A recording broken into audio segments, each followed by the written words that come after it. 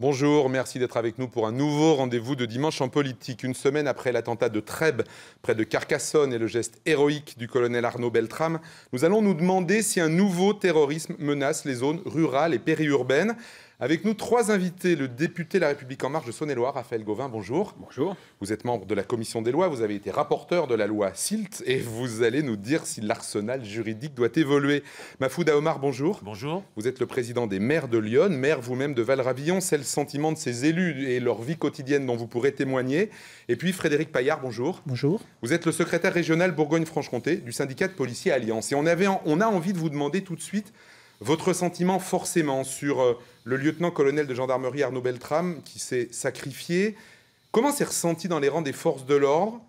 C'est un héros, il a fait son travail, d'autres auraient fait comme lui. Il a fait son travail, d'autres auraient fait comme lui. Ça a amené une grande tristesse dans les rangs et ça conduit nos collègues à vraiment prendre conscience que le risque est partout et peut se concrétiser à tout moment en fait. Cette vigilance s'était un peu endormie, on avait un peu oublié, finalement on oublie vite. On va dire que la résilience fait qu'au bout d'un moment, certains automatismes, on va dire, se perdent. Et peut-être qu'on a un petit phénomène d'assoupissement qui, malheureusement, quand des choses comme ce qui s'est passé à Trèbes arrivent, font qu'on se réveille vraiment brutalement. Et il faut vraiment reprendre la marche normale, quoi. Mafouda Omar, le lendemain, vos administrés, vos collègues maires... quel sentiment dominait la fierté, la tristesse, l'idée d'un exemple très élevé, très fort? D'abord la tristesse, vraiment une forte tristesse, et puis un vrai exemple. Je crois que le colonel a été un vrai exemple, mais je dois dire qu'à titre personnel, moi je l'ai ressenti comme représentant, en fin de compte, l'être humain, ce qu'il doit faire. Et ça, c'est encore le plus beau de tout, je pense. Raphaël Gauvain, comme beaucoup de parlementaires, vous étiez à l'hommage national. Alors, vous le disiez avant cette émission, beaucoup d'émotions. On a le sentiment qu'Emmanuel Macron a voulu aussi en faire une sorte de premier symbole de son quinquennat sur le terrorisme. Oui, tout à fait, d'incarner ce héros, hein, comme on a dit tout à l'heure. Mais oui, à la cérémonie, il y avait beaucoup d'émotions, également aussi beaucoup de gravité. Je crois que vous l'avez dit, hein, on prend conscience que, évidemment, notre pays est en guerre et que c'est pas l'affaire de quelques mois ou ou quelques semaines ou quelques mois. Ça va être l'affaire d'une ou plusieurs générations. Une guerre qui se poursuit et vous n'aviez pas, en tant que parlementaire, été directement confronté à ce terrorisme encore directement. Et tout à fait. Ouais. Moi, j'avais travaillé donc sur la loi SILT, qui nous a permis de sortir de l'état d'urgence, mais tout en préservant, en mettant en place un certain nombre d'outils à la disposition de la police et de la gendarmerie pour combattre le terrorisme. Mais c'est vrai qu'on n'avait pas eu un attentat majeur sous cette législature. Mais on le sait tous, hein, c'est une guerre sur plusieurs générations et le risque zéro n'existe pas. Donc il faut être extrêmement vigilant. Enfin, on va peut-être... On va y venir, bien sûr, et on va parler. La réponse est juridique, mais pas que juridique. Pas juridique. Justement, à propos d'une réponse qui n'est pas que juridique, Frédéric Paillard, plus techniquement, l'arrivée rapide des gendarmes à Trèbes, l'engagement immédiat du colonel Beltrame, ça correspond aussi à un changement de doctrine en France par rapport à ce type d'acte. Avant, on va dire pour faire simple, on arrivait, on sécurisait, on encerclait, on voyait. Aujourd'hui, on intervient tout de suite, très directement. On intervient tout de suite très directement puisqu'il y a eu un redimensionnement des forces qui s'est fait. On a des antennes des services spécialisés type RAID ou GIPN qui sont régionalisées, donc qui interviennent très rapidement. Et dans la doctrine, normalement, dans les 20 minutes qui suivent le début de la commission des faits, théoriquement, on est en mesure d'intervenir et de neutraliser l'individu. Est-ce que le Bataclan aurait été différent avec cette doctrine ? Le Bataclan, je pense qu'on ne peut pas le prendre en point de référence puisqu'on est sur une zone très très urbaine qui est la capitale et on avait ces services-là à proximité. Donc le Bataclan, on ne peut pas le prendre en Ça a été un changement très profond pour les services de sécurité, ce changement de doctrine. Il a fallu le temps, de toute façon, qu'on s'adapte et qu'on s'approprie les outils qui sont mis à notre disposition, puisqu'il y a eu des gros efforts de fait pour doter nos collègues des PSIG sabres pour la partie gendarmerie et des brigades anticriminalité pour la police des outils, des matériels et des moyens nécessaires à la neutralisation d'individus dans ce cadre. Ça veut dire quoi, au-delà du langage un peu administratif? Des armes d'impact beaucoup plus fort, des outils de protection, de l'informatique, c'est quoi? Concrètement, ça veut dire que quand les gens partent là-dessus maintenant, qu'est-ce qu'ils ont de plus que précédemment un groupe de gendarmes qui partaient ou de policiers comme vous à ce moment-là? On va dire qu'ils sont équipés de matériel de guerre pour faire très très schématique. D'accord. Ouais. Et ben, notamment, moi, je les ai vus, notamment, je suis allé voir il y a 15 jours à Châlons, la gendarmerie, donc, où il y a un psy sabre, donc, qui est en capacité de monter si jamais une tuerie de masse arrive dans les environs de Châlons ou en Saône-et-Loire. Et effectivement, ce sont des gens qui sont surentraînés, qui ont du matériel de guerre pour faire face à ce type de tuerie et qui sont capables de monter 24 heures sur 24, 7 jours sur 7 et d'intervenir, voilà, je crois que c'est la doctrine des 20 minutes, c'est ça, au moindre signal, ils peuvent être en mesure d'intervenir. Et ça, je crois que il y a eu une prise de conscience, enfin, il n'y a pas eu... il y a une grande continuité de l'État par rapport à ça. Il y a eu une conscience des services, de l'ensemble des services de l'État, depuis l'attentat du Bataclan. Et ces services, donc, au niveau de la police ou de la gendarmerie, avec la mise en place de je crois qu'il y a une trentaine de psy sabres en France, ça fait partie de cette évolution, et où l'État s'est véritablement, au-delà des lois qui ont été votées, etc., mais l'État s'est équipé et s'est adapté à cette menace et à ce risque qui peut arriver. On l'a vu donc, la semaine dernière. C'est pas seulement à Paris. Voilà, ça peut arriver. On va y venir. Un mot quand même sur l'émotion. On a vu, il y avait beaucoup de gens le long du cortège pour le colonel Beltrame. En même temps, j'ai envie de vous dire, après Charlie Hebdo, comme l'a dit un chanteur, les gens embrassaient les flics. Et puis c'est passé. Mahfouda Omar, de votre point de vue, ce qui se passe, ces différences, personnages créent quelque chose ou ça va passer aussi? Non, je ne crois pas que ça va passer. Mais vous savez, on a depuis qu'on vit ces événements-là, on appuie de plus en plus tendance, on a la certitude que les forces de l'ordre, ce sont vraiment...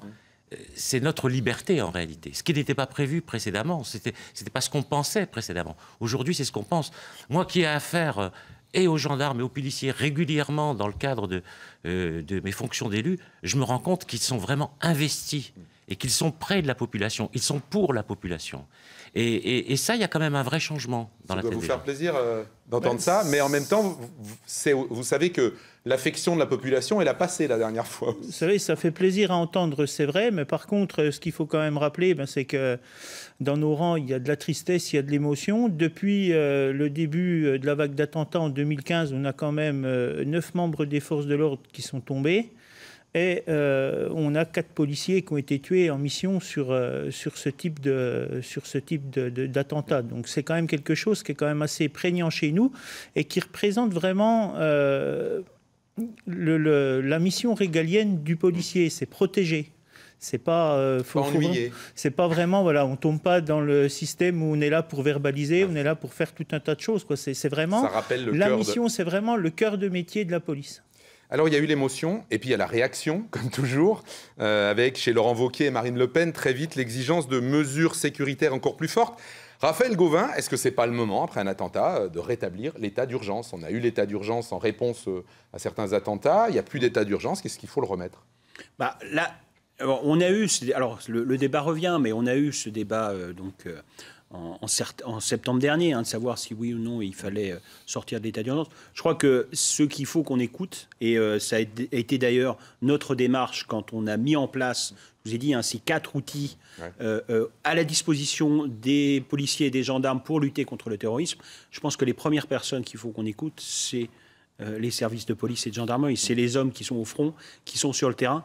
Et tous vous disent, moi je prendrais un ancien grand flic, qui est dans les rangs de LR, M. Pechnard, tous vous disent ça ne sert à rien de rétablir aujourd'hui l'état d'urgence. On va redire pour les téléspectateurs la question n'est pas là. Un certain nombre de points de l'état d'urgence ont été intégrés dans la loi. C'est la loi dont vous vous êtes occupé. C'est ça. En quelques mots, le point juridique, c'est quoi? L'état d'urgence, c'est fait pour réagir de manière temporaire à une situation exceptionnelle. Là, c'est ce que je vous ai dit tout à l'heure. On est en guerre et on sait que ça ne va pas durer, ce n'est pas l'affaire de quelques semaines ou de quelques mois ou de quelques années. Un état, Et donc ce qu'il faut, c'est adapter notre droit commun. Et c'est ce qu'on a fait. C'est ce qu'on a fait. Et donc c'est adapter notre droit commun tout en préservant les libertés publiques. Et tout le débat qu'on a eu en septembre, ce long débat avec les services de police, avec les juristes, etc., c'était de préserver cet équilibre-là. Et aujourd'hui, la loi est en application. Moi, je suis aussi chargé de surveiller son application. Et donc, tous les jours, on a les différents chiffres qui nous remontent, etc. On voit comment elle est appliquée sur le terrain. S'il faut l'adapter, perfectionner certains outils, peut-être même créer de nouveaux outils, je ne sais pas. Mais en tout cas, on est à l'écoute permanente et on pourra faire évoluer. Mais en tout cas, réagir, avoir ce concours Lépine de la fiche S ou il se passe quelque chose, il faut qu'on fasse une loi, je crois que ça ne sert à rien. On donne un coup de menton, mais ça ne sert à rien. Ce qu'il faut, c'est être à l'écoute encore une fois, des gens qui sont au front, qui combattent le terrorisme. On leur demande. Frédéric Paillard, est-ce que retour de l'état d'urgence, c'est ce que demandent les policiers, les gendarmes ou... Non, on va être clair sur le sujet. L'état d'urgence, tel qu'il était fait avant et tel que la loi a été faite, s'imposait. La loi a été modifiée, qu'on applique la loi et qu'on vérifie, qu'on voit, comme l'a dit le législateur qui est en face de moi, qu'on vérifie la pertinence et que s'il y a besoin de retoucher la loi, qu'on retouche la loi. Mais on n'a pas besoin de se remettre dans une situation où, en plus, on va créer quand même un malaise, on va fatiguer inutilement les forces de l'ordre, puisque sous l'état d'urgence, il faut quand même rappeler qu'on a quand même des contraintes qui sont autres que celles du quotidien, on va dire, en temps normal. Donc, ça serait quand même un peu inutile et contre-productif de venir alourdir notre travail du quotidien qui est déjà très contraint. Mafouda Omar, le ressenti que vous avez, vous, sur le terrain, avec la population, avec les maires, c'est quoi? C'est que les gens, ils voudraient qu'on prenne des mesures encore plus fortes. On disait, M. Gauvin parlait de concours Lépine de la fiche S. Ou est-ce que finalement, ils ont le sentiment qu'ils sont protégés et que ce qui est existant est suffisant? Non, ils ont le sentiment qu'ils sont protégés. Le souci, si vous voulez, c'est qu'à chaque fois qu'on a ce style de drame, il y a la peur qui revient un petit peu dans la tête des gens. Et au moment où la peur revient dans la tête des gens, il y a obligatoirement des objectifs politiques qui font que... de la manipulation politique, pour vous dire tout simplement, qui font que, il faut jouer, il faut surfer sur ces peurs, parce que c'est là, il faut caresser les gens dans le sens du poil, etc. Et je crois qu'il ne faut pas le faire, parce que ce qui nous unit en France, c'est les libertés. Ce qui nous unit en France, c'est cette façon de vivre ensemble. Et si on doit modifier les choses pour vivre ensemble, pour rendre, je veux dire, pour répondre à des criminels, on est dans leur objectif. Et moi, ce que j'entends autour de moi, c'est on va continuer à vivre comme avant, on va continuer à faire les choses comme avant, et ce n'est pas ces gens-là qui vont nous obliger à être différents de ce que l'on est. On est français, on vit d'une certaine façon, on continuera à vivre de cette façon-là. Vous voulez réagir? Oui, non, juste pour réagir. Je crois que le besoin d'unité nationale, face notamment à ce phénomène, le terrorisme, je pense qu'il est très, très important. Et je rappellerai que la sortie de l'état d'urgence, le vote de la loi SILT, il y a eu une quasi-unanimité de l'ensemble des partis de gouvernement pour voter la sortie de l'état d'urgence et la mise en place des nouveaux instruments. Le Parti socialiste a voté, même les LR, alors pas à l'Assemblée nationale, parce que peut-être pour des raisons politiciennes, comme vous avez dit, mais en tout cas le Sénat, parce qu'il y a eu, vous savez, ce qu'on appelle une commission mixte paritaire, on a eu, voilà, qui a réuni les deux, et donc on a eu le Sénat et l'Assemblée nationale qui ensemble ont voté la sortie de l'état d'urgence et la mise en place de ces nouveaux outils. Et l'analyse que je vous ai faite tout à l'heure, c'était partagée par la quasi-totalité de la classe politique, et qui avait ce sentiment qu'ils voulaient mettre leur pays au-dessus des intérêts de leur parti. Et je pense que dans ce qui n'était pas le cas ces derniers jours avec un certain nombre de leaders politiques. Voilà, mais je suis tout à fait d'accord avec vous. Et je pense que, encore une fois, il y avait énormément d'émotions mercredi dernier à la cérémonie. Et je pense que sur ce terrain-là, que l'on ait des débats mais c'est normal qu'il y ait des oppositions politiques sur l'économie, sur l'école, etc. Mais je pense que avec les attentats, cette guerre qu'on doit mener, et notamment vis-à-vis de nos forces de l'ordre, je pense que c'est important que la classe politique soit unie et au soutien derrière nos forces de l'ordre. Il y a eu une unité qui était un peu nouvelle à l'Assemblée, tout le monde l'a remarqué, c'est le choix de Jean-Luc Mélenchon et de la France Insoumise de vous suivre sur cette ligne-là. Sur cette ligne qui est, on ne rajoute pas de mesures. Voilà. On doit comprendre que ce sera, à partir de maintenant, on va dire, la ligne du quinquennat pour Emmanuel Macron, pour Édouard Philippe, pour le gouvernement. La ligne, c'est dire on ne rajoute pas de mesures supplémentaires, la loi, elle est déjà là. C'est ce que je vous dis, on peut faire évoluer, c'est ce qu'on a dit. C'est-à-dire que si y a pas de... S'il faut faire évoluer notamment les visites domiciliaires, ou s'il y a des... On appelait perquisition administrative. Oui, voilà. S'il faut apporter des correctifs, le faire évoluer, on le fera. Et d'ailleurs, si on a mis en place ce contrôle permanent par les parlementaires de la loi SILT, c'est justement pour répondre à ça. S'il faut faire évoluer, on le fera évoluer. Mais on ne va pas retomber dans l'état d'urgence. Je crois que ce serait un recul, et qui viendrait en plus, qui serait totalement, comme vous l'avez dit, ça serait totalement contre-productif, notamment vis-à-vis des forces de l'ordre. Un petit mot sur... c'est vous qui en avez parlé en parlant de concours Lépine, de la fiche S, mais on entend parler de ça tout le temps. Personne n'y comprend rien. Je suppose que ça doit vous énervez un petit peu parce qu'on sait que c'est un outil, la fiche S, au départ, c'est un outil pour les services de renseignement. Est-ce qu'il ne faudrait juste pas arrêter d'utiliser ces termes-là et ces mots parce que c'est beaucoup plus complexe que ça, la réalité? Tout à fait, c'est un outil qui est mis à disposition du législateur, c'est un outil qui est mis à disposition de la justice et de nos collègues pour travailler, c'est un outil à géométrie variable, bien entendu, puisque c'est fait d'indicateurs, c'est fait de cases, donc c'est quelque chose qui ne devrait normalement pas souffrir de fantasmes. Parce qu'on a des fantasmes autour de la fiche S. Mais il faut rappeler quand même qu'on peut être fiché S parce qu'on était hooligan dans un club de foot, ultra dans un club de foot ou des choses comme ça. La fiche S, c'est une fiche qui traite de tout ce qui peut être atteinte à la sûreté de l'État. Donc les atteintes à la sûreté de l'État, il n'y a pas malheureusement que le terrorisme qui atteint à la sûreté de l'État. Alors on en avait peu parlé lors de l'attentat de Saint-Étienne-du-Rouvray parce qu'il y avait une dimension symbolique avec un prêtre et une église. Mais avec l'attentat de Trèbes, on est dans un terrorisme un peu nouveau. Certains le qualifient d'artisanal, en tout cas dans des zones jusque-là épargnées. Parce que est-ce que ce terrorisme, dans ce que vous entendez à l'Assemblée, Raphaël Gauvain, est-ce qu'il se déplace vers des zones rurales parce que les grandes villes sont sécurisées? Est-ce que c'est une stratégie nouvelle? Est-ce qu'on sait quelque chose là-dessus? Non, mais, sans doute. Enfin, les gens qui commettent ces attentats se disent que les zones rurales ou les petites villes moyennes ne sont pas... Mais encore une fois, ça c'est quelque chose qui est anticipé, qui a été anticipé par les services de l'État. On parlait tout à l'heure des psych sabres et où on a formé beaucoup plus de gens capables de réagir et de stopper une tuerie de masse, que ça se passe en territoire rural ou dans les villes moyennes. Donc, en tout cas, l'État, à sa disposition, s'est adapté pour parer à ça. Vous voulez nous dire qu'on ne découvre pas maintenant ce risque-là dans ces zones-là? Non, ça, je pense que... en tout cas, ça a été anticipé. Ouais. Vous l'avez dit, on est sur du terrorisme un peu d'opportunité. Donc là, on a quelque chose qui a démarré aux abords d'une caserne de CRS, puisque je rappelle quand même qu'on a un collègue CRS, c'est le point de départ, Carcassonne.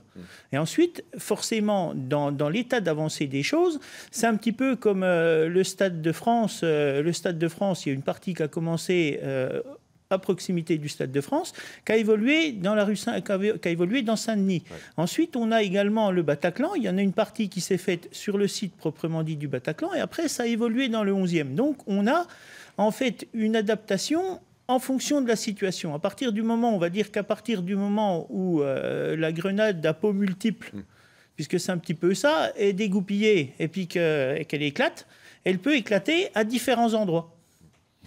Mafouda Omar, est-ce que, en tant que maire d'une petite commune, est-ce que ça vous inquiète? Est-ce que ça vous inquiète surtout sur les conséquences que ça peut avoir sur la vie de vos communes? Ce déplacement, alors pas forcément dans la réalité, mais en tout cas dans l'esprit et dans la mentalité des gens, de ce risque terroriste. Déjà, il faut savoir que dans les petites communes, déjà depuis plusieurs années, on est sensibilisé. On a eu des réunions avec la préfecture, avec les services de police, avec les services de gendarmerie. Et on est préparé déjà. C'est-à-dire que depuis plusieurs années, on sait que ça peut arriver. Donc les maires des communes rurales ne sont pas... C'est pas quelque chose qu'ils découvrent. Ça a été au début une crainte. On s'est dit, mais pourquoi on nous dit ça, quoi, dans mon petit village, qu'est-ce qui va se passer? Oui, parce que ça s'est passé, ça. On vous a dit, il va falloir que vous soyez vigilants. C'est ça. Et dans un premier temps, on s'est dit, mon petit village, comment... Et puis peu à peu, avec les discussions, avec la préfecture, avec les services de la préfecture, avec la gendarmerie, on a pris cette conscience. Et aujourd'hui, on a vraiment cette conscience. Notre objectif, c'est quoi? C'est de continuer à vivre comme avant. Par contre, de faire attention. Vous savez, dans une grande surface, dans un aéroport, un sac qui est laissé dans un coin, on fait beaucoup plus attention aujourd'hui qu'il y a 20 ans. Il y a 20 ans, on ne regardait pas du tout. Aujourd'hui, on regarde. Quelque chose d'un peu bizarre dans un village, on regardera, on s'intéressera. Alors, on voit bien la dimension positive de il se passe quelque chose, j'alerte la gendarmerie, mais est-ce qu'il n'y a pas en creux le risque de je me trompe et ça aura des conséquences sur la vie quotidienne de notre petite commune et les gens sauront que le maire est allé parler à la gendarmerie et toutes ces choses-là. Parce que finalement, c'est une espèce d'effet de déflagration du terrorisme sur notre vie quotidienne, ça. Oui, c'est vrai, mais je crois qu'on ne se pose pas ce style de questions. On ne se dit pas si je me trompe. Évidemment, il faut qu'il y ait des éléments qui soient vraiment probants. On a l'habitude dans nos villages. Puis vous savez, il ne faut pas oublier aussi que dans un village, les choses se voient beaucoup plus facilement que dans une grosse commune, que dans une ville.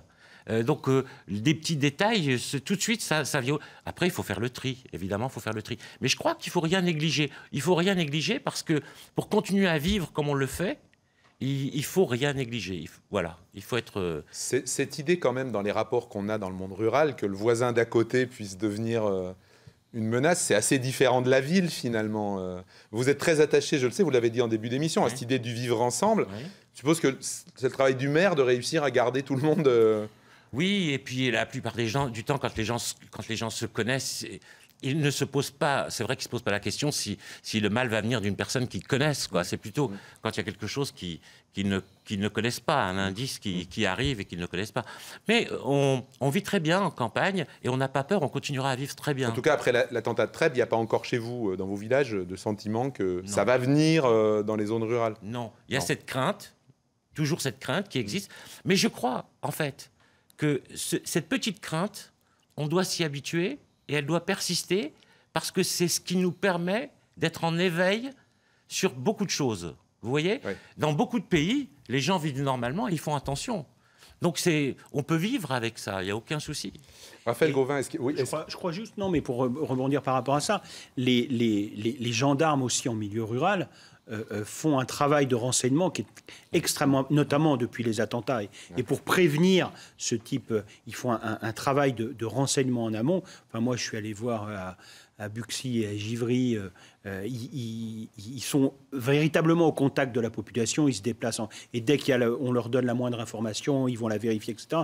Donc, il y a aussi ce travail de prévention, d'aller chercher du renseignement, qui est très important. Et en zone rurale, la gendarmerie, d'après ce que j'ai pu comprendre, fait véritablement ce travail de terrain pour prévenir ce type d'acte. Alors, il y a la gendarmerie, et est-ce que les services de renseignement, de façon générale, sont adaptés à cette éventualité que le risque terroriste se déplace sur le territoire? On avait beaucoup dit que lors de la réforme sur le renseignement intérieur, les renseignements généraux avaient été largement réduits. On sait qu'il y a pas mal de recrutements qui se sont faits pour réaugmenter le nombre de fonctionnaires. Est-ce qu'on est aujourd'hui capable de mailler le territoire suffisamment? De toute façon, le territoire, il est maillé, puisque dans les rangs du renseignement, on a des gendarmes qui sont dédiés, on a des policiers, et on a un service de renseignement qui a été, on va dire, augmenté en personnel depuis les attentats de 2015. Concrètement, ça signifie quoi? Par exemple, vous êtes responsable pour Bourgogne-Franche-Comté. On a une idée de ce que ça représente? Ça représente, en fait, on a eu 1500 collègues en plus sur tout le territoire national qui ont été affectés au renseignement. Donc, on a quelque chose qui est vraiment palpable. On a des services qui ont été renforcés. On va prendre des petits postes qui existent dans des petites localités où on est passé à 10 fonctionnaires, alors qu'à l'origine, on était à 2. Donc, on a vraiment un système qui s'est adapté et la culture du renseignement, ce qu'il faut bien comprendre, c'est que la culture du renseignement en France a changé.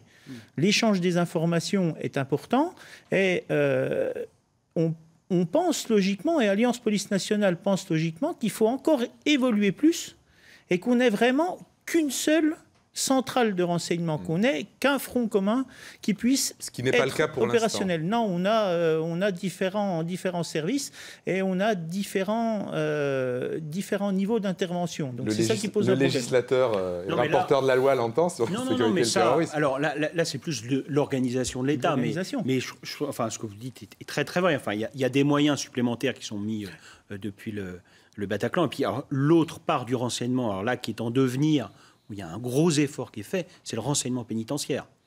Où là, il y a une montée en puissance. Ça, les gens l'ignorent. Ça signifie qu'à l'intérieur des prisons, il y a des gens dont le métier, c'est de collecter de l'information. Exactement. De alors, collecter quoi, et de des surveillants. C'est des surveillants, c'est quoi? Parce qu'on se demande, en fait. Alors, ce sont des gens de l'administration pénitentiaire, mais qui sont dédiés à ça. Qui ne font que ça et que... Alors, on ne va pas décrire exactement ce qu'ils font, parce que justement, ils ne disent pas tout, parce que ça doit rester secret.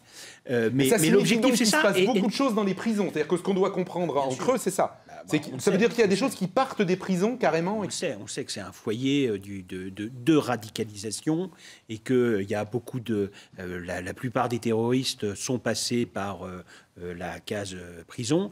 Et aussi, il y a beaucoup de gens qui ont été condamnés dans les années 2010-2011, qui sont là bientôt en fin de peine, qui vont ressortir. Et donc, c'est essentiel que dans les prisons, il y ait ce travail de renseignement pour pouvoir, à leur sortie, les suivre ou mettre en place des mesures type celles qu'on a votées, ce qu'on appelle les MICAS, où on met en place des mesures individuelles avec une contrainte, toujours dans le respect des libertés, mais une certaine contrainte parce qu'ils présentent un risque potentiel. Et donc c'est essentiel qu'on puisse, dans la prison, avoir service de renseignement et d'évaluation de leur dangerosité. Et je suis obligé de vous couper, c'est la fin de Désolé. Non, pas du tout. Merci beaucoup, c'était la fin de notre débat. On aurait pu continuer et on espère en tout cas ne pas avoir à l'aborder trop souvent. Merci à tous les trois d'être venus débattre. Restez avec nous sur France 3 pour la deuxième partie de Dimanche en politique. Francis Letellier reçoit Florian Philippot. Bon dimanche, au revoir.